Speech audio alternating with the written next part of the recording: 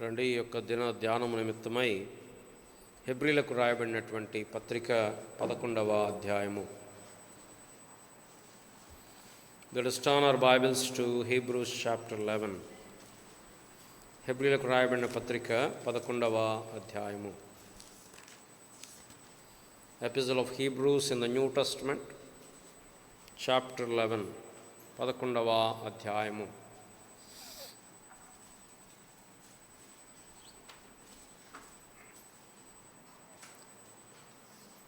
ఇరవై 24 నుండి 29 వరకు మనము మార్చి చదువుకుందాం. హెబ్రీలకు రాయబడిన పత్రిక 11వ అధ్యాయము 24 నుండి 29 వరకు మనము మార్చి చదువుకుందాం. అందరూ బైబిల్ తీసారా? పిల్లలు, పెద్దలు.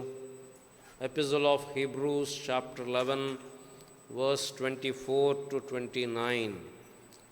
మోషే పెద్దవాడైనప్పుడు విశ్వాసమును బట్టి ఐగుప్తు ధనము కంటే క్రీస్తు విషయమైన నింద గొప్ప భాగ్యమని ఎంచుకొని అల్పకాలము పాపభోగం అనుభవించుట కంటే దేవుని ప్రజలతో శ్రమ అనుభవించుట మేలని యోచించి ఫరో కుమార్తెకు కుమారుడని అనిపించుకున్నట్టుకు ఒప్పుకొనలేదు. ఎలయనగా అతడు ప్రతిఫలముగా కలగబో బహుమానమందు దృష్టి ఉంచెను. చూచున్నట్టు స్థిరబుద్ధి గలవాడే రాజాగ్రహమునకు భయపడక ఐగుప్తును విడిచిపోయెను. తొలిచూలు పిల్లలను నాశనము చేయవాడు ఇశ్రాయేలీలను ముట్టకుండా నిమిత్తము అతడు విశ్వాసమును బట్టి పస్కాను రక్త ప్రోక్షణను ఆచారమును ఆచరించెను. వచ్చినట్టు ఎర్ర సముద్రంలో పడి నడిచిపోయేది. ఐగుప్తులు అలాగు చూచి ప్రార్థన చేసుకుందాం. ప్రేమగల తండ్రి, ఈ సమయంలో చదవబడిన వాక్య భాగం ద్వారా మీరు మాతో మాట్లాడుతురండి. నీ స్వరం వినటానికి మా మనస్సులను, మా హృదయాలను సంసిద్ధపరచండి. సమయానికి వచ్చి నిన్ను ఘనపరచగలిగిన ప్రియ బిడ్డలందరిని బట్టి వందనాలు, స్తోత్రాలు. వారి ప్రేమ ప్రయాసను మీరు ఆశీర్వదించండి. వారిని ఇంకనూ మీకు సమీపస్తులుగా చేసుకునండి. ఎవరైతే సమయానికి రాలేకపోయారో అటు వారిని కూడా మీరు కనికరించండి. వారిలో మంటను వెంటను మీరు పుట్టించి నిన్ను ఆరాధించాలనే తపన, తాపత్రయము వారికి అనుగ్రహించండి. దేవుని కొరకైన ఆకలి, దప్పిక వారిలో కలగ చేయండి. ఉన్న ఆటంకములను తొలగించండి, ఇబ్బందులను తొలగించండి. దేవా, నిన్ను ఘనపరచటానికి కృప చూపించండి. ఈ సమయంలో నిలబడుచున్న మీ దాసుడు ఎంత బలహీనుడో మీరు ఎరుగుదురు, ఎంత అయోగ్యుడో అపాత్రుడో మీరు ఎరుగుదురు గనుక మీ కరుణాకటాక్షమును చూపి మీ ప్రజలను మీరు కనికరించి ఈ మంటి పాత్రను మరుగు చేసి పరలోకము నుండి, ఆకాశము నుండి నీ స్వరం వినటానికి మీరు మాకు సహాయం చేయమని, పరిశుద్ధాత్మ ద్వారా మీరు మాతో మాట్లాడుతూ రమ్మని కృప చూపించమని యేసు ప్రభు నామమున ప్రార్థిస్తున్నాం తండ్రి, ఆమేన్.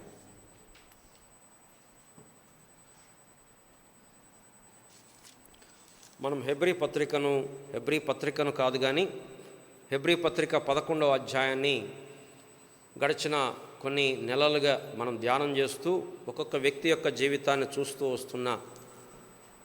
అలా మనం హేబేలు యొక్క జీవితాన్ని చూసాం, హానోకు యొక్క విశ్వాసంతో కూడిన నడకను చూసాం, హేబేలు యొక్క విశ్వాసంతో కూడిన అర్పణను చూసాం, నోవహు యొక్క విశ్వాసంతో కూడిన విధేయతను చూసాం, అబ్రహాము యొక్క విశ్వాసము, ఆ విశ్వాసమును బట్టి ఎక్కడికి వెళ్ళవలనో ఎరుగకయే బయలు వెళ్ళటం, ఆ విశ్వాసమును బట్టి అతడు దేనికి దేవుడు శిల్పియు నిర్మాణకుడై ఉన్నాడో పునాదులు గల ఆ పట్టణం కొరకు ఎదురు చూడటం, ఆ దేవుడిచ్చిన ఈ స్వాస్థ్యం, ఈ భూభాగం నాది అని ఆ భూభాగానికి అంటి పెట్టుకొని, ఆ భూభాగం మీద మనసు పెట్టుకొని, ఆ భూభాగం మీద ప్రేమ మక్కువలు పెంచుకోకుండా ఇది కాదు స్వాస్థ్యం, దేనికి దేవుడు శిల్పియు నిర్మాణకుడో పునాదులు గల ఆ పట్టణం స్వాస్థ్యం అని ఎరిగి మరి శ్రేష్టమైన దేశమును వెతుకుచు తాను ఆ వాగ్దానమునకు సమాన వారసులైన ఇస్సాకు, యాకోబులు గుడారములలో నివసించుచు పరదేశములో ఉన్నట్లుగా వాగ్దత్త దేశంలో ప్రవాసులుగా జీవించటం మనం చూసాం. దాని తర్వాత అబ్రహాము విశ్వాసమును బట్టి తన ఏకైక కుమారుణ్ణి బలిగా అర్పించటం మనం చూసాం. ఆ గత వారంలో విశ్వాసమును బట్టి ఇస్సాకు, యాకోబులు, దాని తర్వాత యోసేపు వీరు ముగ్గురు కూడా తమ యొక్క మరణ కాలంలో, తమ యొక్క చివరి దశకు వచ్చినప్పుడు ఎట్లాగా నెక్స్ట్ జనరేషన్ని విశ్వాసమును బట్టి ఆశీర్వదించారో చూసాం.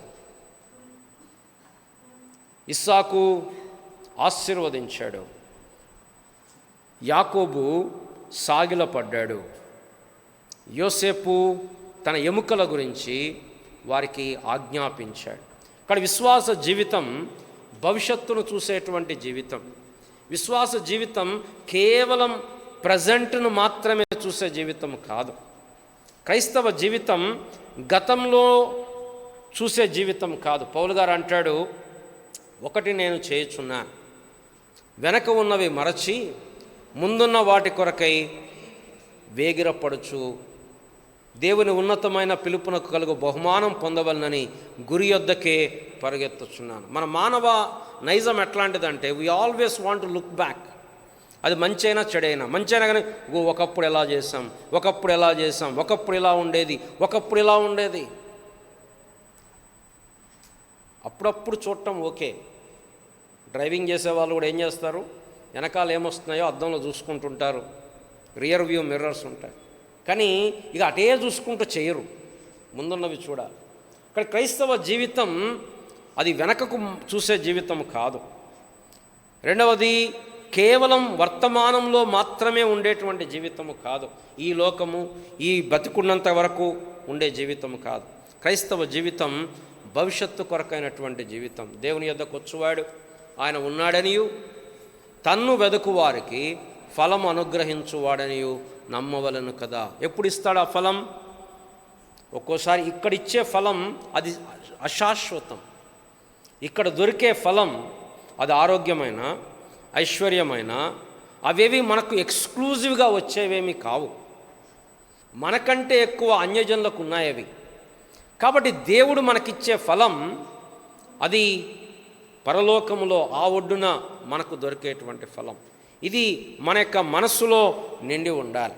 సరే, మోషే యొక్క జీవితాన్ని ధ్యానం చేయటానికి కొంత టైం పడుతుంది. అంటే కనీసం నాకు తెలుసు 2-3 వారాలు ఈజీగా మోషే యొక్క జీవితం ఎట్లాగో వచ్చాం. కాబట్టి నాకు బైబిల్లో ఇష్టమైన వ్యక్తి మోషే. నన్ను ఎవరైనా బయట వాక్యం చెప్పడానికి పిలిస్తే నేను ఫస్ట్ మోషే జీవితాన్ని తీసుకుంటాను.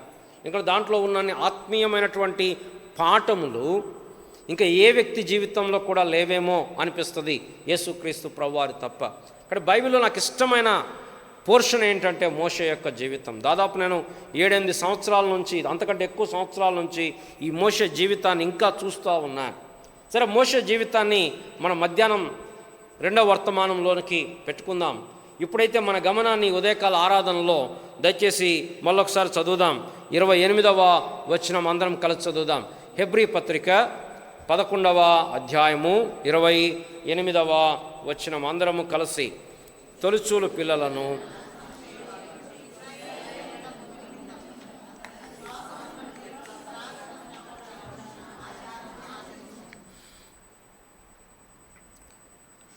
ఇక్కడ పస్కా గురించి మాట్లాడుతున్నాడు. విశ్వాసమును బట్టి పస్కాను రక్త ప్రోక్షణను ఆచరించను. పస్కా అనేటువంటి పదానికి పాస్ ఓవర్ అంటే దాటిపోవుట అని చెప్పేటువంటి అర్థం ఇచ్చేటువంటి మాట వాడబడింది. కొత్త నిబంధనలో ఈ పస్కా అనేది యేసు ప్రభువారి యొక్క శిలువ కార్యానికి సాదృశ్యముగా ఉంది. అందుకోసమే అపోస్తలుడైన పౌలు గారు కొరింథీయులకు మొదటి పత్రిక రాసినప్పుడు 5వ అధ్యాయంలో ఒక మాట చెప్తున్నాడు. చూడండి, అపోస్తలుడైన పౌలు కొరింథీయులకు రాసినటువంటి మొదటి పత్రిక 5వ అధ్యాయము 7వ వచనము. మీరు పులిపిండి లేనివారు గనుక క్రొత్త ముద్ద అవుటకై ఆ పాతదైన పులిపిండిని తీసి పారవేయుడి. ఇంతేకాక క్రీస్తు అను మన పస్కా పశువు వధించబడను. ఆ పస్కా అనేటువంటి సందర్భం ఏంటి అంటే, ఒక గొర్రె పిల్లను వారు ఆ రోజు రాత్రి వధించారు. ఆ రోజు రాత్రి వధించి ఆ నిర్దోషమైన ఏడాది మగ గొర్రె పిల్లను తీసుకొని దాన్ని వధించి ఆ రక్తమును ఒక బౌల్లో పట్టి, ఒక పాత్రలో పట్టి, ఆ రక్తాన్ని వాళ్ళ యొక్క ద్వారపు గమ్ముల, తలుపు గమ్ముల మీద, నిలువు కొమ్ముల మీద, అడ్డు కమ్ముల మీద వారి రక్తాన్ని పూసారు. హిస్సోపు తీసుకొని, బ్రష్ లాంటివి తీసుకొని వారి రక్తాన్ని పూసారు. అప్పుడు ఆ సంహారకుడైనటువంటి దూత ఆ ఐగుప్తు దేశాన్ని దర్శించినప్పుడు ఈ సంహారకుడైనటువంటి దూత ఆయన తీర్పు తీరుస్తున్నప్పుడు ఆయన ఏం చేశాడు అంటే ప్రతి ఇంట్లో వారి దోషమును బట్టి మొదటి సంతానాన్ని హతం చేశాడు. యాక్చువల్గా చెప్పాలంటే మొదటి సంతానం కాదు, అందరినీ హతం చేయాలి. అది దేవుని యొక్క పరిశుద్ధత. కానీ దేవుని మహాకృపను బట్టి కేవలం మొదటి సంతానాన్ని మాత్రం పశువులు అన్నిట్లో, చెరసాల్లో ఉన్న ఖైదీ మొదలుకొని సింహాసనం మీద ఉన్న ఫరో వరకు అందరి మొదటి సంతానం హతమయ్యారు. కానీ ఇశ్రాయేలీయుల యొక్క ఇళ్లలో ఎవరైతే రక్తమును వారు పూశారో ఆ సంహారకుడు వారిని దాటిపోయాడు.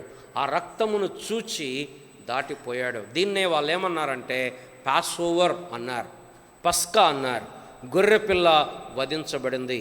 ఇది ఎగ్జాక్ట్గా యేసు ప్రభువారి యొక్క శిలువ కార్యాన్ని చూపిస్తుంది. యేసు ప్రభువారి గురించి బాప్తిసమిచ్చి యోహాన్ అన్నాడు, ఇదిగో లోక పాపమును మోసుకొని పోవు దేవుని గొర్రెపిల్ల అన్నాడు. The lamb that taketh away the sins of the world. మోసుకొని పోవు దేవుని గొర్రెపిల్ల అని చెప్పి యేసు ప్రభువారికి దేవుని గొర్రెపిల్లగా ఆయన పిలువబడుతూ వచ్చాడు.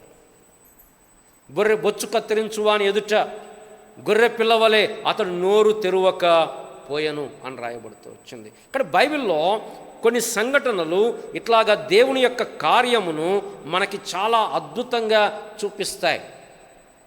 ఇంకా ఏం చూపిస్తాయి? ఆదికాండం 3వ అధ్యాయంలో ఆదాము హవ్వలు పాపం చేసినప్పుడు దేవుడు ఏం చేశాడు? ఒక గొర్రెను వధించి వారి యొక్క దిగంబరత్వాన్ని కప్పటానికి గొర్రెపిల్లను వధించి దాని చర్మము తీసి వారికి చర్మపు చొక్కాయలు తొడిగించాడు. ఇక్కడ గొర్రెపిల్ల తప్పేం లేదు. వీరి పాపమును బట్టి ఆ గొర్రెపిల్ల వధించబడి వారికి చర్మములు కప్పబడుతూ వచ్చాయి. అది శిలువ కార్యానికి సాదృశ్యముగా మనకు కనపడతా ఉంది. ఇంకా ఏం కనపడతాయి? నోవహు ఓడను కట్టాడు. 120 సంవత్సరములు ఓడను కట్టాడు. ఆ ఓడను కట్టిన తర్వాత దేవుని యొక్క ప్రళయము, జల ప్రళయము పైనుండి వస్తున్నప్పుడు ఆ దేవుడు ఆ తలుపును మూసాడు. ఎవరైతే ఆ తలుపు లోపల ఉన్నారో వారు రక్షించబడ్డారు, వారి ప్రాణములు కాపాడబడుతూ వచ్చాయి. ఎవరైతే ఆ ఓడ లోపల లేరో, తలుపు వేయబడక మునుపు వారు నశించిపోయారు. ఆ ఓడ ఎవరు అంటే యేసు ప్రభువు. ఎవరైతే యేసు ప్రభువులో ఉంటారో వారు ఆ యొక్క దేవుని ఉగ్రత నుండి తప్పించబడతారు. ఇశ్రాయేలీయులు అరణ్యంలో సనుగుతున్నప్పుడు, తిరుగుబాటు చేస్తున్నప్పుడు పెద్ద తెగులు బయలుదేరింది. ఆ సమయంలో మోషే అన్నాడు, ఒక ఇత్తడి సర్పమును నిలవబెట్టాడు. ఎవరైతే ఆ ఇత్తడి సర్పం వైపు తేరి చూస్తారో వారు బ్రతుకుతూ వచ్చారు. ఆ ఇత్తడి సర్పం దేనికి గుర్తు? యేసు ప్రభువారికి గుర్తు. యేసు ప్రభువారు అన్నాడు, అరణ్యములో సర్పము ఎలాగు ఎత్తబడెనో మనుష్య కుమారుడు అలాగూ ఎత్తబడలను. అట్లాగే ఈ పస్కా గొర్రెపిల్ల కూడా యేసు ప్రభువారికి సాదృశ్యముగా మనకి కనపడతా ఉంది. కనుక బైబిల్లో మనకు అర్థమయ్యేది ఏంటంటే దేవుని యొక్క రక్షణ ప్రణాళిక పాత నిబంధనలో కూడా ఒక ఏమంటాం మినియేచర్ అంటారే, మోడల్, ఒక ప్రోటోటైప్, ఒక పెద్ద నమూనా, ఒక పెద్దది తయారు చేసే ముందు ఒక చిన్న నమూనా తయారు చేస్తారు. పాత నిబంధనలో అనేకమైనటువంటి అటువంటి నమూనాలు మనకు కనపడతాయి. అందుకోసం అంటాడు, ధర్మశాస్త్రము రాబోవు మేలుల ఛాయయే కానీ నిజస్వరూపము కలది కాదు. కొత్త నిబంధనలో నిజమైనటువంటి స్వరూపము బయలుపరచబడతా వచ్చింది. ఇక్కడ ఈ నిర్గమకాండ గ్రంథాన్ని ఎక్కడుంది పస్కా పండుగ? ఎక్కడికి వెళ్ళాలి మనం? నిర్గమకాండంలోకి వెళ్ళాలి. రండి, నిర్గమకాండము the second book of Bible, exodus chapter 14, లేకపోతే 14వ అధ్యాయం కాదు, 12వ అధ్యాయంలోనే చూడండి, 21వ వచనం నుండి. కాబట్టి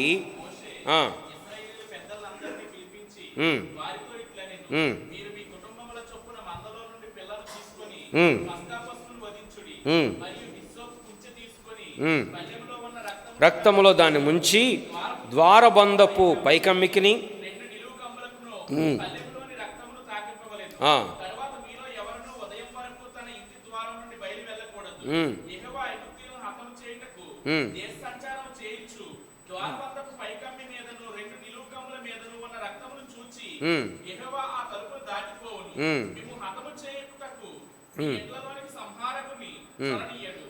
చాలన్నా. కాబట్టి ఇప్పుడు ఇది పస్కా పండుగ యొక్క ఆచారము మొట్టమొదటిసారిగా నిర్గమకాండంలో మనకి కనపడతా ఉంది. ఈ నిర్గమకాండాన్ని ఒక మినియేచర్ బైబిల్గా మనం చెప్పవచ్చు. ఈ నిర్గమకాండంలో 40 అధ్యాయాల్లో అనేకమైనటువంటి డ్రమాటిక్ ఈవెంట్స్ మనకు కనపడతాయి. ఈ నిర్గమకాండ గ్రంథము దాసత్వంతో ఆరంభమవుతుంది. ఐగుప్తులో ఎలా ముగుస్తుంది? దేవుని తేజస్సు, దేవుని మహిమ ప్రత్యక్ష గుడారం మీదకి దిగి రావటంతో ముగుస్తుంది. అదే కదా బైబిల్ చెప్పే సత్యం. మానవుని యొక్క పతనంతో ఆరంభమైన బైబిల్ పైనుండి యెరూషలేము దిగి రావటం, ఆ యొక్క దేవుని కుమారుడు దిగి రావటంతో ముగుస్తూ ఉంటుంది. ప్రభువైన యేసు త్వరగా రమ్ము అనేటువంటి కేకతోటి బైబిల్ ముగుస్తుంది. ఆదికాండము యోసేపు యొక్క మరణంతో ముగించబడితే నిర్గమకాండము దేవుని యొక్క మహిమ దిగి రావటంతో ముగించబడతా ఉంటుంది. ఈ యొక్క నిర్గమకాండంలో ఉన్నటువంటి సంఘటనలు, కొత్త నిబంధన, ఈ రెండు పక్కపక్కన చూస్తే చాలా ప్యారలల్స్ మనకు కనపడతాయి. వారి విమోచన, మన విమోచన, వారి యొక్క రక్షణ, మన యొక్క రక్షణ. ఇశ్రాయేలీలు ఫరో యొక్క, ఐగుప్తు యొక్క బానిసత్వంలో, బంధకాల్లో ఉన్నారు. మనము సాతాను యొక్క, పాపము యొక్క, అంధకారం యొక్క బానిసత్వములో, దాసత్వంలో ఉన్నా. అక్కడ వారిని విడిపించటానికి దేవుడు మోషేను పంపాడు. ఇక్కడ మనల్ని విమోచించటానికి యేసు ప్రభువారిని పంపాడు. అందుకోసం యోహాను సువార్తలో రాస్తాడు భక్తుడు, ఏమంటాడు? ధర్మశాస్త్రము మోషే ద్వారా కలిగను, కృపయు సత్యమును యేసు ద్వారా కలిగి. రెండు ప్యారలల్స్. ఇంకా అక్కడ దేవుడు అనేకమైన అద్భుతాలు చేశాడు, అనేకమైన తెగులు రప్పించాడు. 10 తెగులు రప్పించాడు. ఏం చూపిస్తున్నాడు? దేవుని యొక్క శక్తిని, బాహుబలమును చూపిస్తున్నాడు. ఇక్కడ యేసు ప్రభువారు అనేకమైన అద్భుత కార్యాలు చేశాడు. ఏం చూపిస్తున్నాడు? దేవుని యొక్క కృప, దేవుని యొక్క మహాత్మ్యము, దేవుని యొక్క శక్తిని ప్రజలకు బయలుపరుస్తూ వచ్చాడు. అక్కడ పస్కా పశువు వధించబడింది. ఇక్కడ యేసు ప్రభువారే, దైవ మానవుడైన యేసు ప్రభువారు గొర్రెపిల్లలాగా సిలువలో మరణించాడు. వారు గొర్రెపిల్ల రక్తము ద్వారా విడిపించబడ్డారు. మనము యేసు ప్రభువారి రక్తము ద్వారా దేవుని ఉగ్రత నుండి తప్పించబడుతున్నాం. అక్కడ వారు ఎర్ర సముద్రాన్ని దాటారు, మనం బాప్తిస్మము పొందాం. అక్కడ వారు మన్నా చేత పోషించబడ్డారు, బండలో నుండి వచ్చిన నీటి చేత పోషించబడ్డారు. మనము యేసు ప్రభువారు అన్నాడు, ఆ మన్నా తిన్నవాళ్ళు చచ్చిపోయారు, నన్ను తినువాడు అన్నాడు చనిపోయాడు. యేసు ప్రభువారే మనకు జీవాహారము, యేసు ప్రభువారే మనకు జీవ జలము. ఎవడైనా నువ్వు దప్పికొనే ఎడల నా యొద్దకు వచ్చి దాహము తీర్చుకొనవలను, నా యందు విశ్వాసం ఉంచు అని కడుపులో నుండి జీవజల నదులు పొర్లి పారును. యేసు ప్రభువారు సమరయ స్త్రీతో చెప్పాడు, నేనిచ్చు నీళ్లు త్రాగువాడు ఎన్నడూ దప్పికొనడు. అక్కడ దేవుడు వారి పగలు మేఘస్తంభముగా, రాత్రి అగ్నిస్తంభముగా ఉన్నాడు. ఇప్పుడు దేవుడు మన లోపల, మనలో నివాసం ఉంటున్నాడు. అక్కడ వారికి నిబంధన, పాత నిబంధన అది. అక్కడ ధర్మశాస్త్రము, రాతి పలకలు. మనది నూతన నిబంధన. అక్కడ ధర్మశాస్త్రము, ఇక్కడ కృప. అక్కడ ధర్మశాస్త్రము, ఇక్కడ కృప. అక్కడ రాతి పలకలు, ఇక్కడ హృదయం అనేటువంటి పలకల మీద రాయబడిన పరిచర్య. అక్కడ భౌతికపరమైనటువంటి దేశము స్వాస్థ్యముగా ఇవ్వబడింది. నా మాట వింటే ఈ దేశాన్ని మీకు స్వాస్థ్యముగా ఇస్తాను. కానీ వారు ఎక్కువ రోజులు ఆ దేశంలో ఉండల. దాదాపు 1500 ప్రాంతంలో ఆ దేశానికి వెళ్ళారు. మళ్ళీ 720 ఆ ప్రాంతంలో ఇశ్రాయేలీలో సిరియా చెరలోకి వెళ్ళిపోయారు, అష్షూరు చెరలోకి వెళ్ళిపోయారు. మళ్ళీ 586 ఆ ప్రాంతంలో యూదా ప్రజలు వాళ్ళు చెరలోకి వెళ్ళిపోయారు. ఇక్కడ పెద్ద ఎక్కువ రోజులు శాశ్వతంగా ఏమి ఉండలే. మళ్ళీ తర్వాత వచ్చారు కానీ చాలా తక్కువైపోయారు. వారిది భౌతికపరమైనటువంటి స్వాస్థ్యము. మరి మనది మహిమాయుక్తమైనటువంటి జీవయుక్తమైనటువంటి దేవుని యొక్క పరలోకపు యెరూషలేములో సదాకాలము దేవునితో ఉండడం మన స్వాస్థ్యం. So there are many parallels between the old testament and the new testament, the work of salvation.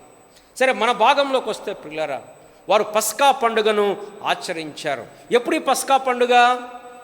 దేవుడు తన ప్రజలను యొక్క మొర విని, నిన్న మనం ఉపవాస ప్రార్థనలు చూసాం, ఆయన మొర విన్నాడు, ఆయన వారిని చూచాడు, ఆయన వారి మీద లక్ష్యం ఉంచాడు. ఉంచి ఏం చేశాడు? తన సేవకుడైన మోషేను పంపించాడు. మోషే అరణ్యములో ఉండగా, గొర్రెలు కాచుకుంటుండగా దేవుడు మోషేను దర్శించి, నువ్వు రా, నా ప్రజలను విడిపించు అని మోషేను ఏర్పరచుకున్నాడు. మోషే అన్నాడు, నా వల్ల కాదు అన్నాడు, నేను నత్తివాడిని అన్నాడు.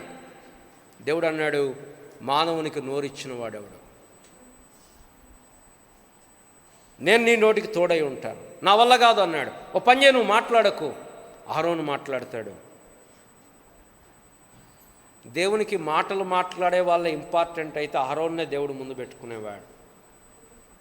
మాటలు మాట్లాడకపోయినా దేవుడికి కావాల్సింది మోషే. What did we understand? దేవునికి కావాల్సింది క్యారెక్టర్, టాలెంట్ కాదు. Talent anybody can have. That's another story. Of course, even that is a gift from God. But still what matters to God is the character. మోషేను దేవుడు ఏర్పరచుకున్నాడు, తీసుకొచ్చాడు. ఇక అక్కడ start అయింది యుద్ధం. ఎవరికి? దేవునికి. ఐగుప్తు రాజు అయిన ఫరోకు, ఐగుప్తు యొక్క దేవతలకు. మొట్టమొదట కర్రను పడేశాడు, పామైంది. ఐగుప్తు మంత్రగాళ్ళు వచ్చారు, వాళ్ళు పడేశారు, పాములైనాయి. మోషే కర్ర ఆ పామును మింగేసింది. దాని తర్వాత తెగుళ్ళు స్టార్ట్ అయ్యాయి. మొట్టమొదటి తెగులేంటి? నీళ్లు రక్తముగా మారాయి. ఐగుప్తు ప్రజలు నైలు నదిని దేవతలాగా పూజిస్తారు. ఇప్పుడు మోషే ఆ నీళ్లను కొట్టడంతో నైలు నది రక్తముగా మారుతూ వచ్చింది. ఇక్కడ దేవుడు ఏం చేస్తున్నాడు? వారి దేవతల యొక్క నిస్సహాయతను బయలుపరుస్తున్నాడు. ఆ యొక్క దేవతల మీద తీర్పును ప్రకటిస్తూ ఉన్నాడు ఈ యొక్క శక్తి కలిగినటువంటి దేవాది దేవుడు. రెండవ తెగులేంటి? కప్పలు వచ్చాయి. ఐగుప్తీయులు వారు దేవతలను పూజించేవారు. ఒక దేవత పేరు హెకెట్ అనేటువంటి దేవత. ఆ దేవత రూపం ఎలా ఉంటుందంటే, వాళ్ళు చిత్రీకరించేటప్పుడు కప్ప తల, మిగతా వేరే శరీరం. వాళ్ళు ఏమనుకుంటారంటే సంతానం పుట్టడానికి, పిల్లల ప్రసవం కావటానికి, వీటన్నిటికీ ఆ దేవతే మూలం అని చెప్పి వారు పూజిస్తూ ఉంటారు. ఇప్పుడు ఈ కప్పలు వచ్చి వారి మొత్తం ఆక్యుపై చేసేస్తారు. మాంత్రికులు కూడా అలా కప్పలు రప్పించారు. మూడవ తెగులు పేలు వచ్చాయి. ఐగుప్తీయులు వారు భూమిని పూజిస్తారు, అగ్రికల్చర్ ల్యాండ్ను పూజిస్తారు. ఆ భూమి, ఆ మట్టిని పైకి చల్లినప్పుడు పేలు వచ్చాయి. ఇక అక్కడ ఐగుప్తు మాంత్రికులు ఆగిపోయారు. వాళ్ళు అన్నారు, ఇది మందయ్యేది కాదు, ఇది దేవుని వేలు, this is the hand, this is the finger of God, ఇది మనం చేయలేం. ఇక వాళ్ళు బ్యాక్ అయిపోయారు. వాళ్ళు అక్కడ నిలబడలేకపోయారు, మోషే ఎదుట నిలబడలేకపోయారు. They could not stand. దాని తర్వాత ఈగలు వచ్చాయి. ఆ ఈగలు కూడా వారికి ఒక దేవతే, కానీ గోషేనులో, ఇశ్రాయేలు ప్రాంతంలో ఈగలు లేవు. దాని తర్వాత జంతువుల మీద, ఒంటెలు, ఎద్దులు, గాడిదలు, వీటన్నిటి మీద చూడండి. 9వ అధ్యాయం 3వ వచనం, ఇదిగో యెహోవా బాహుబలము పొలంలోనున్న నీ పశువుల మీదికి, నీ గుర్రముల మీదికి, గాడిదల మీదికి, ఒంటెల మీదికి, ఎద్దుల మీదికి, గొర్రెల మీదికి వచ్చును. మిక్కిలి బాధాకరమైన తెగులు కలుగును. కానీ ఇశ్రాయేలు యొక్క పశు సంపదకి ఎటువంటి హాని జరగలేదు. దాని తర్వాత దద్దుర్లు వచ్చాయి, కురుపులు వచ్చాయి. ఆ సమయంలో ఐగుప్తు మాంత్రికులు నిలబడలేకపోయారు, శకునగాండ్రు నిలబడలేకపోయారు. దాని తర్వాత 7వ తెగులు మిక్కిలి బాధాకరమైనటువంటి వడగండ్లు వచ్చాయి. 8వ తెగులు మిడతలు వచ్చి పంటను తినివేశాయి. 9వ తెగులు చీకటి. ఇవి మూడు తెగుళ్ళుగా ఉంటాయి. మూడిటి తర్వాత ఒక రెస్పాన్సు, మూడిటి తర్వాత ఒక రెస్పాన్సు, మూడిటి తర్వాత ఒక రెస్పాన్స్ కనపడుతుంది. చీకటి వచ్చింది. వారు సూర్యుడిని పూజించేవారు. ఆ సూర్యునికి ఒక పేరు పెట్టుకున్నారు, రా అని, RA రా. ఆ సూర్యుని పూజించేవారు. ఆ సూర్యుడు లేకుండా చేశాడు దేవుడు వారికి. చీకట్లో ఉన్నారు, గడాంధకారంలో ఉన్నారు. కానీ గోషేనులో వెలుగుంది. అంటే దేవుడు ఏం చూపిస్తున్నాడు? మీ దేవతలు కాదు, నేను జీవము కలిగినటువంటి దేవుడను. కానీ వీటన్నిటిలో ఫరో తన హృదయాన్ని కఠినపరుచుకుంటూ వచ్చాడు. లేఖనాలు 2 చెప్తున్నాయి. దేవుడు ఫరో హృదయాన్ని కఠినపరిచాడని లేఖనం చెప్పుద్ది. అదే లేఖనం ఏం చెప్పుద్ది? ఫరో తన హృదయాన్ని కఠినపరుచుకున్నాడు. అదే విషయాన్ని రోమా 9వ అధ్యాయంలో పౌలు గారు వివరిస్తూ అంటాడు, ఎవరిని కఠినపరచకూడదునో వారిని కఠినపరుతును, ఎవరిని కరుణింతునో వారిని కరుణింతును. కానీ ఐగుప్తు యొక్క రాజు తప్పేముంది అంటానికి లేదు, అతనిది కూడా బాధ్యత ఉంది. మొత్తం దేవుడే చేశాడు అంటానికి లేదు. There is human responsibility as well as the sovereignty of God. సరే, ఈ 9 తెగుళ్లలో కూడా ఫరో లొంగలేదు. ఫస్ట్ ఏమన్నాడు? అసలు దేవుడు ఎవరు, వాళ్ళు నేను ఎందుకు పంపించాలా అన్నాడు. దాని తర్వాత ఏమన్నాడు? మీరు పని చేయండి, కేవలం పురుషులు వెళ్ళి ఆరాధించండి అన్నాడు. లేదు కుదరదు. ఫస్ట్ ఏమన్నాడు? పురుషులు కూడా ఈ దేశంలో ఆరాధించండి, ఈ దేశంలో ఆరాధించండి. మీరెందుకు ఐగుప్తు దాటిపోతారు? ఎందుకు అంత దూరం పోవాలి? ఐగుప్తులో ఆరాధించండి. వాళ్ళు అన్నారు లేదు. దాని తర్వాత అన్నాడు, మీరు పోతే పోండి కానీ దూరం పోవద్దు, మీరు పురుషులు వెళ్ళి ఆరాధించండి. దాని తర్వాత ఏమన్నాడు? మీరు పురుషులు స్త్రీలు వెళ్ళండి, కానీ మీ పశువుల మందలను ఇక్కడ వదిలిపెట్టండి. Somehow he wanted to retain them. ఆ సమయంలో దేవుడు ఈ 10వ తెగులు తీసుకొచ్చాడు. నిజంగా ఈ 10వ తెగులు ముందే తీసుకొస్తే ఇదంతా ఉండేది కాదు కదా అనిపిస్తుంది. దేవుడే ఆ మాట అన్నాడు. చూడండి 9వ అధ్యాయం 15వ వచనం, భూమి మీద ఉండకుండా నీవు నశించిపోవునట్లు నేను చేయి చాపి ఉంటినేని నిన్నును నీ జనులను తెగులుతో కొట్టివేసి ఉందును. కానీ నా బలము నీకు చూపునట్లు భూలోకమందంతటా నా నామమును ప్రచురము చేయనట్లును ఇందుకే నేను నిన్ను నియమించితిని. ఆదికాండం, అక్కడ నిర్గమకాండం ఆరంభంలోనే దేవుడు చెప్పాడు. చూడండి 4వ అధ్యాయం 22, నిర్గమకాండం 4వ అధ్యాయం 22వ వచనం. ఇశ్రాయేలు నా కుమారుడు, నా జ్యేష్ఠపుత్రుడు, నన్ను సేవించున్నట్లు నా కుమారుని పోనిమ్మని నీకు ఆజ్ఞాపించుచున్నాను. వాని పంపనలని ఎడలా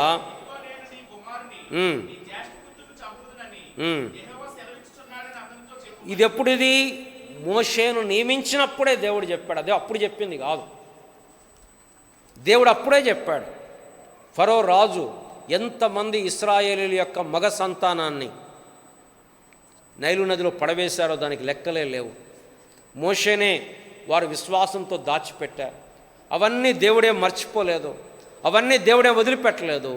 దేవుడు తగిన సమయం వచ్చినప్పుడు తీర్పు తీర్చాడు. ఏంటో తీర్పు అంటే, ఇదిగో నీ ప్రథమ సంతానాన్ని నేను చంపబోతున్నాను. కాబట్టి దేవుడు మోషే ద్వారా చెప్పాడు, ఇశ్రాయేలీయులారా మీరందరూ వినండి, ప్రతి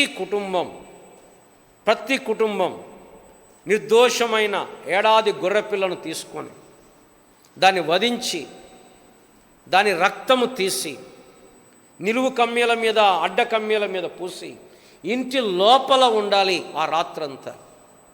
ఆ సమయంలో సంహారకుడు వస్తాడు, సంహారకుడు వచ్చి దాటిపోతాడు. ఆ దాటేటువంటి సమయంలో రక్తమును చూచి మిమ్మును దాటిపోతాడు, ఇంట్లోకి రాడు. ఇది వారి యొక్క తెగులు. ఇక్కడ ఈ పస్కా పండుగ నుంచి కొన్ని పాఠాలు నేర్చుకోవడానికి మనం ప్రయత్నం చేద్దాం. మొట్టమొదటి పాఠం ఏంటంటే, వారు కాపాడబడింది వారి క్రియలను బట్టో, వారి మంచితనమును బట్టో, వారి యొక్క భక్తిని బట్టి కాదు, కేవలము రక్తమును బట్టి. వారి యొక్క మంచితనం దేవుడు చూడలేదు. నిజంగా చూస్తే ఐగుప్తీయులు ఎట్లా శిక్షకు పాత్రుల్లో, ఇశ్రాయేలీలు కూడా అదే విధంగా శిక్షకు పాత్రులు. వారెలాగా పాపులో ఇశ్రాయేలీం తక్కువేం కాదు, మెడవంచని జనాంగం అది, తిరుగుబాటు చేసేటువంటి ప్రజలు వారు. కానీ దేవుని కనికరం ఏంటంటే, ఇక్కడ ఆ రక్తమును చూచి నేను మిమ్మును దాటిపోయేదను. మన జీవితంలో కూడా మనం గుర్తించాల్సింది, మన రక్షణకు కారణం మన భక్తి కాదు, మన రక్షణకు కారణం మన మంచితనము కాదు, మన రక్షణకు కారణం మన యొక్క గొప్పతనము కాదు, మన చదువు కాదు, మన ఉద్యోగము కాదు, మన యొక్క గొప్పతనము కాదు, మన కులము కాదు, మన యొక్క జన్మ కాదు. ఇశ్రాయేలుతో దేవుడు చెప్తాడు ద్వితీయోపదేశకాండం 7వ అధ్యాయం 7వ వచనంలో, మీరు విస్తార జనమని యెహోవా మిమ్మును ప్రేమించి ఏర్పరచుకొన లేదు. మీరు లెక్కకు తక్కువే కదా, అయినను యెహోవా మిమ్మును మీ పితరులను ప్రేమించి కనుక మీ తండ్రులకు చేసిన ప్రమాణము నెరవేర్చుటకై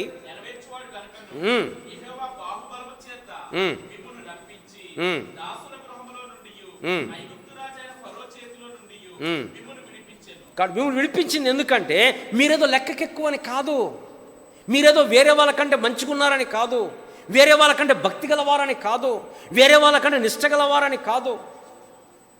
ఇది దేవుని యొక్క కృప. మీరు విశ్వాసము ద్వారా కృప చేతనే రక్షించబడి ఉన్నారు. ఇది మన వలన కలిగింది కాదు, ఇది మనం అతిశయపడటానికి వీలు లేదు. దేవుడు మనం రక్షించాడు అంటే, దేవుడు మనం విమోచించాడంటే మనలో ఏదో మంచితనం చూశాడని కానే కాదు. అందుకోసం మన గురించి ఎంత తక్కువ మాట్లాడుకుంటే అంత మంచిది. మనం మొదలు పెట్టామంటే మన సంగతి అసలు ఇక పుస్తకాలు రాస్తుంటారు కొంతమంది. పౌలు అంటాడు, నేను పాపులలో ప్రధానుడను, నేను అపోస్తలుల అనబట్టకు యోగ్యుడను కాదు. అవసరం వచ్చినప్పుడు ఆయన చెప్తాడు, నేను అపోస్తలుని, దేవుడు నన్ను ఏర్పరచుకున్నాడు, దేవుడు నాకు దేవుని విషయాలే తప్ప నేను ఇలాంటి వాణ్ణి అని చెప్పుకోవట్లేదు. కానీ ఏ మనిషి కూడా అతిశయపడ వీలు లేదు. ఏంటి ఆరాధన అంటే, ఆ యొక్క పరలోకంలో ఆ 24 పెద్దలు, 4 జీవులు ఆ కిరీటం ఎదుట, ఆ యొక్క సింహాసనం ఎదుట తమ కిరీటములు పడవేసి, నీవే మహిమ ఘనత ప్రభావము పొంద నర్హుడవు అని సాగిల పట్టం. అది ఆరాధన. ఆరాధన అంటే మన కిరీటాలన్నీ పెట్టుకొని ప్రభువా నా కిరీటం చూసావా అంటాం కాదు. కిరీటాలు పడవేసి, ప్రభువా నువ్వు తప్ప నాకు వేరే కిరీటం ఏమీ లేదు, నువ్వు ఇయ్యకపోతే ఈ రక్షణ నాకు వచ్చేది కాదు. ఇది కేవలం నీ కృప. ఒకసారి ఊహించండి, మన కుటుంబంలో, మన యొక్క సంఘంలో, లేకపోతే మన ఊరిలో ఎంతమంది మనకంటే మంచి వాళ్ళు ఉంటారు, మనకంటే గనులుండి ఉంటారు, మనకంటే చదువుకున్న వాళ్ళు, మనకంటే తెలివిగా ఆలోచించే వాళ్ళు, మనకంటే ధనం ఉన్నవాళ్ళు, మనకంటే పలుకుబడి ఉన్నవాళ్ళు, మనకంటే ప్రభావం ఉన్నవాళ్ళు, మనకంటే నిష్ట కలిగి పొద్దున్నే లేచి 3:30కి చల్లో స్నానాలు చేసేవాళ్ళు. వాళ్ళందరినీ దాటిపోయి దేవుడు నిన్ను నన్ను ఏర్పరచుకున్నాడు అంటే ఇది కేవలం దేవుని కృప మాత్రమే. ఇది మన వలన కలిగింది కాదు. ఎవరి మనం అసలు? కొలస్సీ 1వ అధ్యాయం 18వ వచనంలో, మీ మనస్సులో విరోధ భావము కలిగిన మిమ్మును. రోమపత్రిక 5వ అధ్యాయం, శత్రువులమైన మనము. తీతు పత్రిక 3వ అధ్యాయం, మీరు అసహ్యులై ఒకరినొకడు ద్వేషించుకొనుచు ఉంటిమి. అందుకోసం అక్కడ చెప్తాడు, పోయిన వారం మనం చూసాం, మన క్రియలను బట్టి కాక తన కనికరము చొప్పుననే పునర్జన్మ సంబంధమైన స్నానము ద్వారా పరిశుద్ధాత్మ మనకు నూతన స్వభావము కలుగజేయటం ద్వారా ఆయన మనల్ని రక్షించను. కాబట్టి ఈ యొక్క ఇశ్రాయేలీలు కాపాడబడింది కేవలం వారి వారి భక్తి కాదు, వారి శక్తి కాదు, కేవలం ఆ గొర్రెపిల్ల యొక్క రక్తం. రెండవది, ఆ యొక్క గొర్రెపిల్ల బదులుగా, సబ్స్టిట్యూట్గా వారికి బదులు వధించబడింది. ఎవరు వధించబడాలి? వారి కుటుంబంలో కూడా ప్రథమ కుమారుడు వధించబడాలి. కానీ వాళ్ళు ఏం చేశారు? ఆ గొర్రెపిల్లను వధించారు. ఇశ్రాయేలీయులు బలి అర్పించేటప్పుడు ప్రాయశ్చిత్త దినంలో కూడా వారు ఏం చేస్తారంటే, ఆ యాజకుడు ఆ గొర్రెపిల్ల మీద చేతులు పెడతాడు. ఆ గొర్రెపిల్ల మీద చేతులు పెడుతున్నప్పుడు ఏం చెప్తున్నాడు? నా పాపమంతా ఈ యొక్క గొర్రెపిల్ల భరిస్తుంది అని చెప్తున్నాడు.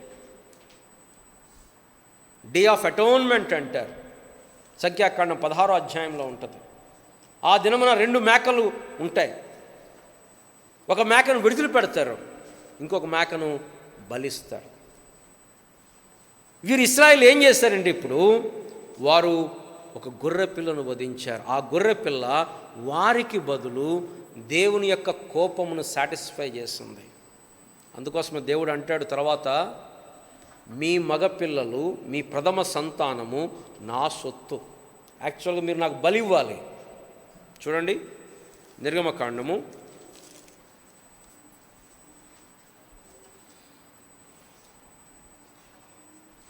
13వ అధ్యాయం 15వ వచనం,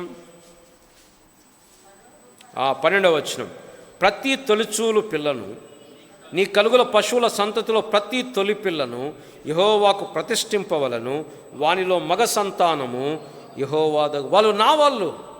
ఒకవేళ నీకు కావాలంటే నువ్వు వెలవిచ్చి విడిపించుకోవాలి. ప్రథమ సంతానము వారు నావారు. వారు నీకు కావాలి అంటే నువ్వు వెల ఇచ్చి విడిపించుకోవాలి. కాబట్టి ఆ యొక్క గొర్రెపిల్ల వారికి బదులుగా, సబ్స్టిట్యూట్గా వధించబడింది. ఎలాంటి గొర్రెపిల్ల? నిర్దోషమైన గొర్రెపిల్ల. మన యొక్క రక్షణ చూస్తే ప్రియులరా, అమూల్యమును, నిర్దోషమును, నిష్కలంకమునైన గొర్రెపిల్ల వంటి క్రీస్తు రక్తము. ఈ రక్తమును గురించి 10 విషయాలు నేను మీతో పంచుకోవాలని ఆశిస్తూ ఉన్నాను ఉన్నటువంటి సమయంలో. ఈ రక్తం మొట్టమొదటిగా ఇది దేవుని యొక్క స్వరక్తము. రండి, అపోస్తుల కార్యములు 20వ అధ్యాయము 28వ వచనం. మొట్టమొదటి విషయము, ఇది దేవుని రక్తం. ప్రభువు తన స్వరక్తం ఇచ్చి సంపాదించిన చాలన్న. అక్కడ మాట గమనించండి. ఇది సంఘం ఎవరిది అంటే, దేవుడు తన స్వరక్తం ఇచ్చి సంపాదించిన సంఘం. తన స్వరక్తం ఇచ్చి, ఇది దేవుని రక్తం. ఆ దేవాది దేవుడు పరలోకంలో ఉండుట, దేవునితో సమానంగా ఉండుట విడిచిపెట్టకూడని భాగ్యమని ఎంచుకొనక మానవ రూపమును ధరించి, మానవుని మనుషుల పోలికగా పుట్టి దాసుని రూపము ధరించి తన్ను తాను రిక్తునిగా చేసుకున్నప్పుడు దేవాది దేవుడు మానవుడయ్యాడు. ఈ మానవుడైనప్పుడు రక్త మాంసములలో, శరీరములో పాలివాడయ్యాడు. దాన్ని ఏమన్నాం? ఇన్కార్నేషన్ అంటున్నాం. క్రిస్మస్ అంటే స్టార్లు, క్రిస్మస్ అంటే పిండి వంటలు, క్రిస్మస్ అంటే క్రిస్మస్ చెట్టు, లేకపోతే లైట్లు. స్టార్ కాదు.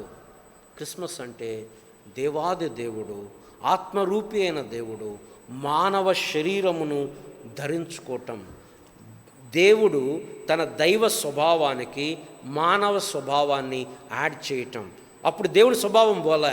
యేసు ప్రభువులో ఉన్న ప్రత్యేకత ఏంటంటే, ఆయన 100% దేవుడు, 100% ఆ కారణమును బట్టి దేవునికి మనకు మధ్యవర్తిగా ఉండగలిగాడు.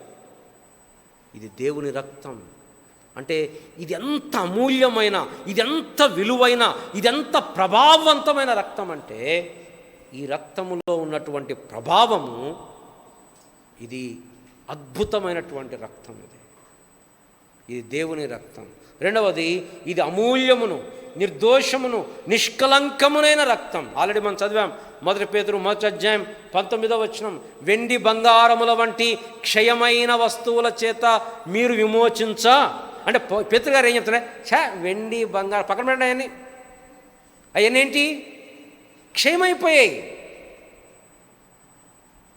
వెండి బంగారం వంటి క్షయమైపోయాయి. మరి ఏం పెట్టాలా? అమూల్యమును, నిర్దోషమును, నిష్కలంకమునైన గొర్రె పిల్ల వంటి క్రీస్తు రక్తము చేత మీరు విమోచించబడితిరి. You have been redeemed by that blood. అది అమూల్యమైన రక్తము, దానికి వెలకట్టలేము. ఇప్పటి వరకు మనుషులు అనేకమైన ఆర్టిఫిషియల్ థింగ్స్ చేశారు కదా. ఆర్టిఫిషియల్ హార్ట్స్ చేస్తున్నారు, ఆర్టిఫిషియల్ అవయవాలు తయారు చేస్తున్నారు, ఆర్టిఫిషియల్ ఇంటెలిజెన్స్ వచ్చేసింది. మనుషులు ఆలోచించినట్లుగా మెషిన్స్ ఆలోచిస్తున్నాయి. ఆర్టిఫిషియల్ చాలా విషయాలు తయారు చేశారు. కానీ రక్తము ఇంతవరకు అయితే ఆర్టిఫిషియల్ రాలేకముందు రాదనే నేను అనుకుంటున్నా. ఎందుకు? దాంట్లో ఏముంది? జీవం. This not a simple liquid. ఏదో ఫార్ములా పెట్టేసేసి అది కలిపి ఇది కలిపి ఇది కలిపి ఇగో రక్తం పనిచేయదు. అది దాంట్లో ఏముండాలా? అందుకోసమే పాత నిబంధనలు దేవుడు అన్నాడు, మీరు రక్తమును జంతువును చంపినప్పుడు రక్తముతో దాన్ని తినకూడదు. ఎందుకు? రక్తము జీవాధారము, దానిలో జీవము. కానీ యేసు ప్రభువు రక్తం అమూల్యమైన, నిర్దోషమైన, నిష్కలంకమైన రక్తం. మూడవది, ఇది శుద్ధి చేసేటువంటి రక్తం. 1 యోహాను 1వ అధ్యాయం 7వ వచనం, యేసు రక్తము ప్రతి పాపము నుండి మనలను పవిత్రులనుగా చేయను. ఇది శుద్ధిపరిచేటువంటి రక్తం. ఇంకా ఏది మనల్ని శుద్ధి చేయలేదు, ఇంకేది మనల్ని కడగలేదు. హ్యూమన్ లెక్చర్స్ మనల్ని ఏం కడగలేవు. పాపముతో నిండిన మనం, అరికాలు మొదలుకొని నన్నెత్తి వరకు కొంచెమైనను స్వస్థత లేనటువంటి మనం, పాపము చేత అంధకారంలో ఉన్నటువంటి మనం, పాపము అలవాటైపోయిన మనం శుద్ధి చేయబడాలి అంటే కేవలం ఆయన యొక్క రక్తము మాత్రమే మనల్ని శుద్ధి చేస్తుంది. ఇది శుద్ధి చేసేటువంటి రక్తం. నాలుగవది, ఇది విమోచించినటువంటి రక్తం. It's redeeming blood. ఎఫెసీయులకు రాయబడిన పత్రిక 1వ అధ్యాయం 7వ వచనం, ఆయన కృపామహేశ్వర్యము ఆ ప్రియనియందు దేవుని కృపామహేశ్వర్యమును బట్టి ఆ ప్రియనియందు ఆయన రక్తం వలన మనకు విమోచనము, రిడెంప్షన్, విడుదల, విమోచన. ఐగుప్తు యొక్క బానిసత్వము నుండి, పాపం యొక్క బానిసత్వము నుండి విమోచించింది ఏంటంటే రక్తము. నువ్వు నేను రక్తం. అందుకే పవిత్రుడు అన్నాడు కదా, చదివాం ఆ మాట మనం. మీరు వెండి బంగారం వంటి క్షయమైన వస్తువుల చేత విమోచించబడలేదు, గొర్రెపిల్ల వంటి క్రీస్తు రక్తము చేత మనం ఎవరిమి అంటే విమోచించబడిన ప్రజలం. యేసు అంటే అర్థం తన ప్రజలను వారి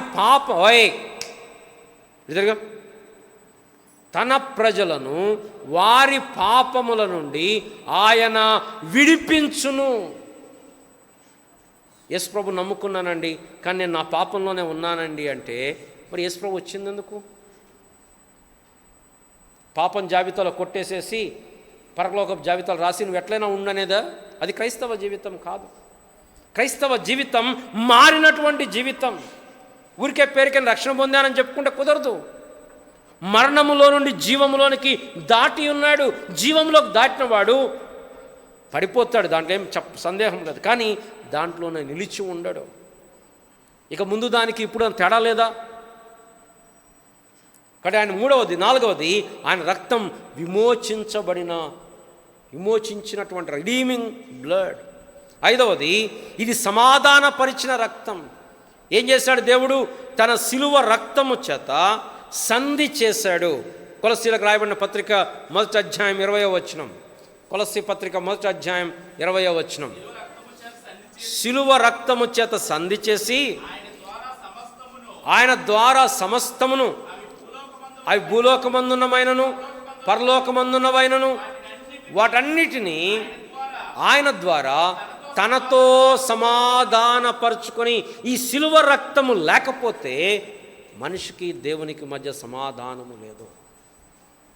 దేవుడు మనం ఇచ్చే కానుకల ద్వారానో, మన భక్తి ద్వారానో, లేకపోతే మన మంచితనం ద్వారానో దేవుడు సమాధాన పడడు.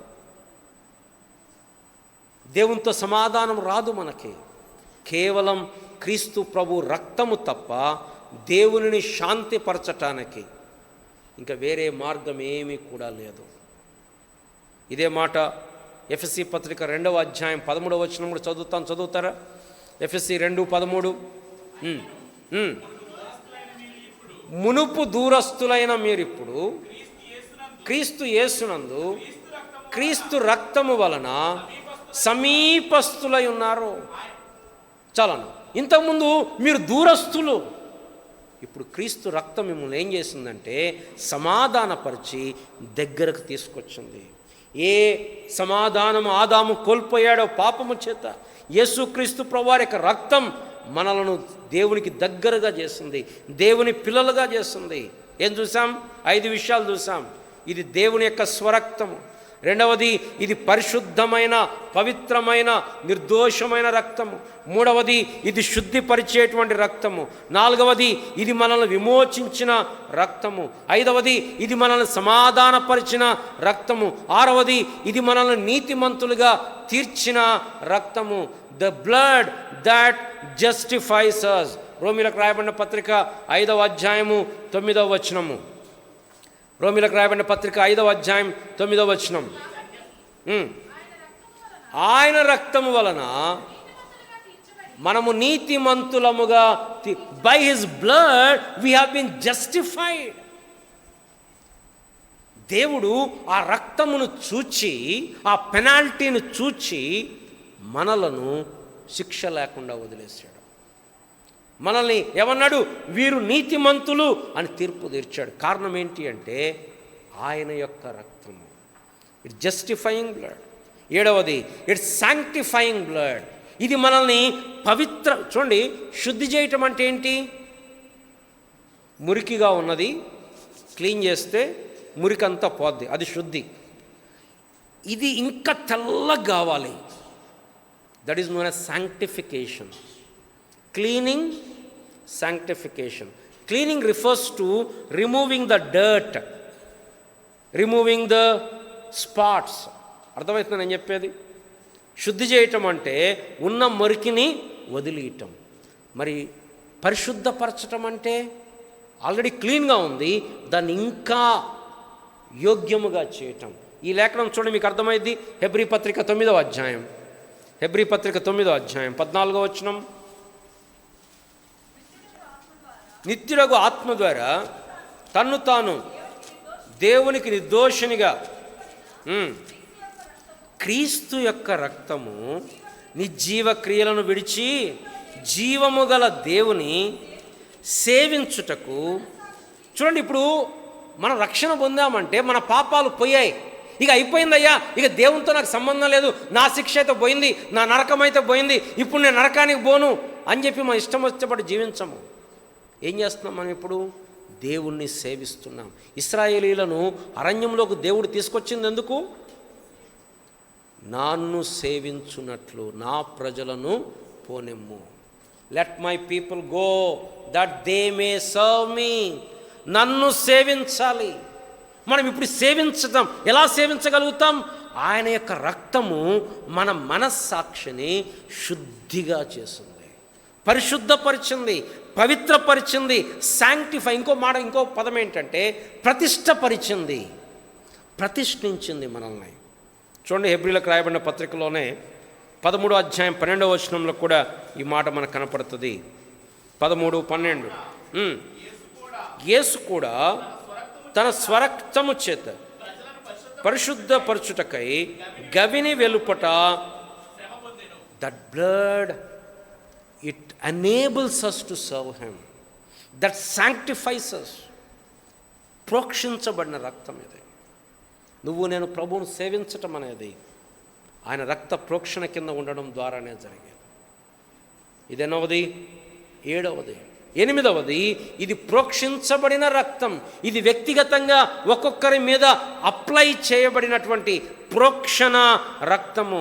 పేతురు రాసిన మొదటి పత్రికలో అంటాడు, చూడండి, మొట్టమొదటి వచనంలో 2వ వచనం, ఆత్మ వలన పరిశుద్ధత పొందిన వారై యేసుక్రీస్తు రక్తము వలన ప్రోక్షించబడుటకు. యేసుక్రీస్తు ప్రభువు రక్తం అక్కడ కార్చబడింది. అది మనం విశ్వసించినప్పుడు మన జీవితాలకు అన్వయించబడి మనం రక్తము చేత ప్రోక్షించబడుతుంది.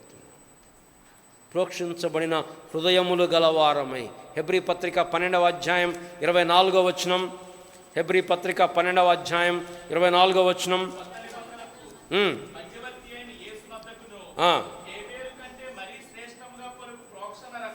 హేబేలు కంటే మరి శ్రేష్టముగా పలుకు ప్రోక్షణ. It's a sprinkled blood. మన మీద, మన హృదయాల మీద చల్లబడినటువంటి రక్తం ఇది. 9వది, ఇది నిబంధన సంబంధమైన రక్తం. ఇది ఆ రోజు వరకు కాదు. ఇశ్రాయేలు ప్రజలతోటి పాత నిబంధనలో ఏదైనా నిబంధన జరిగినప్పుడు దాన్ని రాటిఫై చేయటానికి ఒక జంతువును బలిగా ఇస్తారు. అబ్రహాముకు నిబంధన చేసినప్పుడు దేవుడు ఏం చేశాడు? ఈ పక్షులను ఖండించి 2 వేరువేరుగా పెట్టాడు. ఆ పక్షుల మధ్యలోంచి దేవుడు నడుచుకుంటూ అగ్నిజ్వాల రూపంలో వెళ్ళాడు. అంటే ఏం చెప్తున్నాడు దేవుడు? ఈ నిబంధన నెరవేర్చకపోతే నేను అలా 2 భాగాలుగా అయిపోతాను. ఈ రక్తము నిబంధన రక్తం. మనం ప్రతి వారం బలలో ఆ వాక్యం చదువుతాం. ఇది అనేకుల కొరకు చిందించబడుచున్న it's a covenant blood. This new testament is not a covenant of words. మనుషులు మాట ఇస్తారు, మాటలు ఏమైపోతాయి? మారిపోతాయి. ఒక్కోసారి రాసిస్తారు. మేము కాలేజీలో పిల్లలు తప్పు చేస్తే రాపించుకుంటాం ఉత్తరాలు. అండర్టేకింగ్ నేను మరలా చెయ్యను. రాసిన 2 నెలలకు మళ్ళీ చేస్తాడు, మళ్ళీ ఇంకో ఉత్తరం రాస్తాడు. రాసినా అదేమి పెద్ద లెక్కలోకి రాదు. కానీ యేసు ప్రభు యొక్క నిబంధన ఇది మాటలతో చేసిన నిబంధన కాదు, ఇది రాసి చేసిన నిబంధన కాదు, రక్తముతో చేయబడిన నిబంధన. ఏంటా నిబంధన? నేను నిన్ను విమోచిస్తాను, నేను నీ పాపములు క్షమించాను, గొర్రెలకు జీవము కలుగునట్లును అది సమృద్ధిగా కలుగునట్లు నేను ఇగో సమాప్తి వరకు సదాకాలం నీతో ఉన్నాను, మిమ్మల్ని విడువను, ఎడబాయను. ఇది నిత్య నిబంధన. హెబ్రీ పత్రిక 13వ అధ్యాయం 20వ వచనం. హెబ్రీ గొర్రెల గొప్ప కాపరి అయిన యేసు అను మన ప్రభువును నిత్యమైన నిబంధన సంబంధమగు రక్తమును బట్టి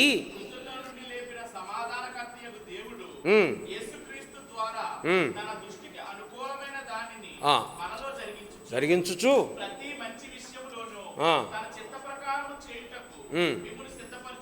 చాలా అక్కడ మాట గమనించండి. నిబంధన సంబంధమగు రక్తమును, ఇదేం రక్తం అంటే ఇట్స్ కావనెంట్ బ్లడ్. ఇదేదో ఉట్టి రక్తము కాదు, ఇది నిబంధన. రక్షణ అనేది దేవునికి మనకు మధ్యలో నిబంధన. పాత నిబంధన కొత్త నిబంధన తేడా ఏంటంటే, పాత నిబంధన షరతులతో కూడిన నిబంధన. నువ్వు ఇలా చేస్తే నేను అలా చేస్తా, నువ్వు ఇలా ఉంటే. కొత్త నిబంధన ఏంటి? నీవు నా మాట వినున్నట్లుగా నేను నీకు బుద్ధి పుట్టించదను, నీలో నూతనమైన ఆత్మను కలగజేసేదను, నూతనమైన హృదయమును కలగజేసేదను, నా మాట వినున్నట్లుగా నేను మిమ్మల్ని చేసేదను. నూతన నిబంధన షరతులతో కూడిన నిబంధన కాదు, ఇది విశ్వాసముతో కూడినటువంటి నిబంధన. చివరిగా పిల్లరా, ఇది విజయమునిచ్చేటువంటి రక్తం. ఇది ఇట్స్ విక్టోరియస్ బ్లడ్. ప్రాణగ్రంథం 12వ అధ్యాయం 11వ వచనం. ప్రాణగ్రంథం 12వ అధ్యాయం 11వ వచనం.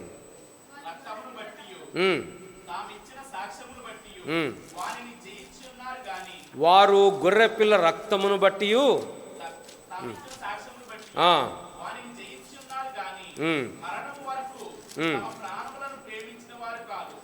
వారు గొర్రెపిల్ల రక్తమును బట్టి వారు జయించారు. ఈ రక్తము మనకు విజయం ఇచ్చేటువంటి రక్తం. కారణం ఆ రక్తము ప్రతి పాపమును శుద్ధి చేస్తుంది. పిల్లరా, ఎంత అద్భుతమైన రక్తము మన కొరకు కార్చబడింది. It's pure, it's precious, it's powerful, it's personal, it's perpetual. ఈ రక్తము ఈరోజు శుద్ధి చేసింది, రేపు ఎల్లుండి బైబిల్ ఏం చెప్తుంది? ఒక్క అర్పణ ద్వారా సదాకాలానికి మనలను సంపూర్ణులుగా చేసి ఉన్నాడు. ఈ రక్తం వారిని కాపాడింది. దేని నుంచి కాపాడింది? సంహారకుని నుండి కాపాడింది. ఈ రక్షణ దేని నుంచి కాపాడుతుంది? మనల్ని పాపం యొక్క శిక్ష నుండి కాపాడుతుంది. దేవుని యొక్క ఉగ్రత నుండి కాపాడుతుంది. ఒకనాడు దేవుడు తన ఉగ్రతను ఈ భూమి మీద కుమ్మరించబోతున్నాడు. ప్రతి మనిషికి వాని క్రియలను బట్టి దేవుడు ప్రతిఫలం ఇవ్వబోతున్నాడు. దేవుడేం అన్యాయస్తుడు కాడు. దేవునికి మతిమరుపు లేదు. దేవుడు ఏది మర్చిపోడు. దేవుడు ఏది వదిలిపెట్టడు. మనుషులు మర్చిపోవచ్చు, మనుషులు వదిలిపెట్టవచ్చు, మనుషులు చూసి చూడడు పోవచ్చు. దేవుడు అలాంటి వాడు కాదు. ఒకనాడు రాబోతుంది, మనుషుడు చేసిన ప్రతి క్రియను బట్టి, అవి మంచివే కానీ చెడ్డవే కానీ, దేవుడు ప్రతిఫలం ఇవ్వబోతున్నాడు. ఏంటా ప్రతిఫలం? దేవుడిచ్చే ప్రతిఫలం ఆయన యొక్క శిక్ష, రాబోవు ఉగ్రత. భక్తిహీనుల మీదకి దేవుని ఉగ్రత తుదమట్టుకు వచ్చును. దేవుడు ఒకనాడు రాబోతున్నాడు వేవేల పరివారంతో. దేవుని విడిచిపెట్టేవాడు కాదు. చాలామంది దేవుని చులకనగా చూస్తారు. అంటే ఏమనుకుంటారంటే దేవుడే శిక్షించాలి అనుకుంటారు. పేతురు రాస్తూ అంటాడు, దేవదూతలు పాపము చేసినప్పుడు వారిని విడిచిపెట్టక. ఆ మాట గమనించండి. మొదటి 2 పేతురు 2వ అధ్యాయంలో దేవదూతలు పాపము చేసినప్పుడు వారిని విడిచిపెట్టక పాతాళ లోకమందలి కటిక చీకటి గల బిలమునందు దాని తర్వాత అమ్మా మరియు పూర్వకాలమందున్న లోకమును విడిచిపెట్టక జలప్రలయమున. దేవుడేం విడిచిపెట్టేవాడు కాదు. దేవుడు ఇప్పుడు దీర్ఘశాంతం వహిస్తున్నాడు కాబట్టి, దేవుడు ఇప్పుడు వెంటనే రియాక్ట్ కావట్లేదు కాబట్టి మనుషులు అనుకుంటున్నారు మాది నడిచిపోతుంది అనుకుంటున్నారు, ఎవరు చూస్తున్నారులే అనుకుంటున్నారు. కానీ ఒకనాడు రాబోతుంది, దేవుని ఉగ్రత కుమ్మరించబడబోతుంది. ఆ దినమున వీళ్ళు చెప్తారంట, పర్వతములారా, కొండలారా, గుట్టలారా, దేవుని ఉగ్రతకు మమ్మును మరుగు చేయుడి. గొర్రెపిల్ల మహా ఉగ్రత దినము వచ్చను. ఆయన గొర్రెపిల్లగా చనిపోయాడు. కానీ ఒకనాడు వచ్చేటప్పుడు ఆయన గొర్రెపిల్ల ఉగ్రతతో రాబోతున్నాడు. కానీ నువ్వు నేను దేని నుంచి తప్పించబడ్డామంటే దేవుని యొక్క మహా ఉగ్రత నుండి తప్పించబడ్డాం. దాన్ని బట్టి ప్రభువుని స్తుతిద్దాం, ప్రభువుని ఆరాధిద్దాం, ప్రభువుని గణపరుద్దాం. ఇది మన వల్ల కలిగింది. ఆ ఉగ్రత మన మీద నుంచి తొలగిపోయింది. మన మంచితనమును బట్టి కాదు, మన యొక్క శక్తిని బట్టి కాదు, మనకులో ఆ పాత్ర ఏదీ లేదు, కేవలం దేవుని కృప. ఇక్కడ కూర్చున్న వాళ్ళు ఇంకా రక్షణ పొందకపోతే, మారు మనసు పొందకపోతే, దేవునికి దూరంగా జీవిస్తూ ఉంటే, మీకు నచ్చినా నచ్చకపోయినా దేవుని ఉగ్రత మీ మీద నిలిచి ఉంది. అదేంటన్నా ఆదివారం మందిరానికి వస్తే నువ్వు మాట చెప్తున్నావంటే ఇది బైబిల్ చెప్పే మాట. పాపం వలన వచ్చు జీతం మరణం, అయితే దేవుని కృపావరం ప్రభు అయిన క్రీస్తు యేసునందు నిత్య జీవం. నీ పాపము నుండి నువ్వు ప్రభు వైపు తిరగకపోతే, ప్రభునందు విశ్వాసం ఉంచకపోతే, ప్రభువు నీ కొరకు నా కొరకు రక్తము కార్వగా ఆ రక్తం నాకు వద్దులే అని కాళ్ళతో తొక్కేస్తే, నేను బాగానే ఉన్నాను, నేను మంచోణ్ణి, నాకు రక్తం అవసరం లేదు అనుకుంటే నువ్వు ప్రభువుని తిరస్కరిస్తున్నావు. సువార్త ఏంటంటే నువ్వు మరణించాల్సిన మరణాన్ని యేసు ప్రభువు మరణించాడు. నీ కొరకు నాకు రక్తము కార్చాడు. కానీ ఇక్కడ కూర్చున్న వారిలో మారు మనసు పొందని వారు, క్రొత్త జన్మ పొందని వాళ్ళు, మేము పొందాము అనుకొని పాపములోనే జీవిస్తున్నవారు, ప్రభు నీతో మాట్లాడుతున్నప్పుడు, ప్రభువా నేను పాపిని, నన్ను క్షమించు, నీ పాపంలోనే చనిపోతే నరకానికి పోతాను ప్రభువా, నా కొరకు నువ్వు మరణించావు కదా, ఆ రక్తంతో నన్ను కడుగు ప్రభువా, నన్ను పరిశుద్ధునిగా చేయి, నా ప్రతి పాపమును కడుగు. ప్రభు దగ్గర ఒప్పుకుంటే, ఆయన మన పాపములను మనం ఒప్పుకుంటే ఆయన నమ్మదగిన వాడు, నీతిమంతుడు కనుక మనల్ని పరిశుద్ధపరుస్తాడు. ఎవరైతే రక్షణ పొందారో, మారు మనసు పొందారో, ఈ అమూల్యమైన రక్తమును బట్టి ప్రభువును స్తుతించి ఆరాధిస్తాం. మనమంతా లేచినబడి ఒక పాట పాడుకుందాం. ఇందాల పాడిన పాట అమూల్యం ఏంటది? ఇమ్మానుయేలు రక్తము, సాంగ్ నంబర్ 360.